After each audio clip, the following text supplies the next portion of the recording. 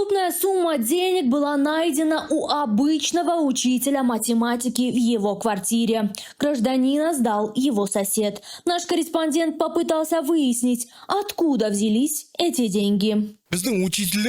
У нас, как известно, учителя, как и другие бюджетники, получают мизерную зарплату. Поэтому мы практически уверены, что эти деньги были получены нелегально. В ближайшее время мы займемся выяснением происхождения этих средств. Почему вы сразу решили, что они нелегальные? Эти деньги как раз таки легальные. Я просто нашел идеальный способ заработка, за что хочу выразить благодарность Яндекс.Го. У них сейчас идет специальная программа. Если приглашаешь людей в Яндекс.Доставку по реферальному коду, тебе начисляется бонус каждый раз, когда они делают доставку. Я зарегистрировал множество курьеров в Алматы, Астане, Шымкенте, даже в Бишкеке и Ташкенте. Теперь с каждой их доставки мне капает по 15 тысяч тенге после 60 заказов. Это полностью прозрачная схема. Любой человек может так зарабатывать абсолютно легально. Полина Педагогова, Светлана Синагогова, телеканал ПТК.